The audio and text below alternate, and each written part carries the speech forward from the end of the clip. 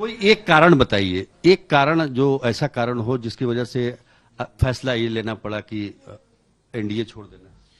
देखिए, एक तो सबसे बड़ा कारण कि जो स्पष्ट है, अभी कुछ दिन पहले जो आए थे भारतीय जनता पार्टी के राष्ट्रीय अध्यक्ष नड्डा साहब, और उन्होंने जिस तरह से डेमोक्रेसी का जन्म बिहार में हुआ और यहां आकर जिस तरह से कहा कि अब देश में कोई क्षेत्रीय पार्टी नहीं रहेगी, कोई पार्टी नहीं रहेगी, अकेले भारतीय जनता पार्टी बच जाएगी, तो अपना जो उनकी जो मंशा है उसको तो प्रकट कर दिया उन्होंने।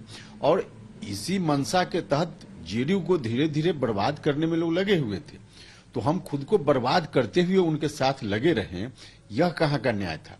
एक दूसरा, एक और बड़ा कारण कि जिस तरह से जननायक कर्पूरी ठाकुर या उसके पहले जो समाजवादी आंदोलन के जितने लोग हुए, उनकी जो विचारधारा रही, उस विचारधारा की वाहक है हमारी पार्टी।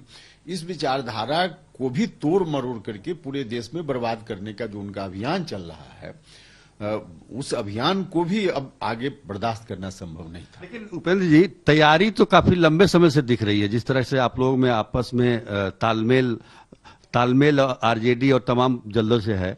आप कह रहे हैं कि 31 जुलाई को जेपी नड्डा ने जो बोले क्षेत्रीय पार्टियों को लेकर, तो तैयारी तो काफी पहले से थी। हाँ, तो उस दिन उन्होंने प्रकट रूप में बोल दिया, लेकिन हम तो बता ही रहे हैं कि 2020 के विधानसभा चुनाव में जो रवैया उनका दिखा, एलआई पार्टी, बाकी क्षेत्रीय दल जो उनके खिलाफ की पार्टी है, उसके खिलाफ राजनीति चलाए या उसके खिलाफ अभियान, उसको मिनिमाइज करने की कोशिश, वह तो जायज है, लेकिन हम लोग उनकी एलआई पार्टी एक साथ, और हम ही लोगों को बर्बाद करने के लिए उन्होंने उम्मीदवार खड़ा करवा दिया, किसी और पार्टी के नाम पर किया।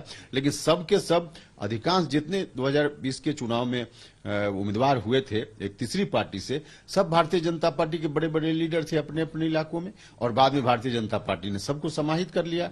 तो इससे तो स्पष्ट था ना कि हमारी पार्टी को बर्बाद करने की। इस बार भी जो इनका सम्मेलन हुआ उसमें 200 सीटों पर तैयारी भी कर रहे हैं। हाँ, उसकी जिस तरह से उन्होंने कहा 43 सीट छोड़ के, बिल्कुल इसका भी मैसेज साफ साफ था।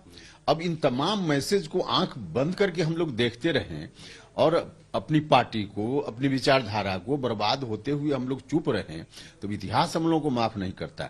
इसलिए हम लोगों को निर्णय लेना पड़ा।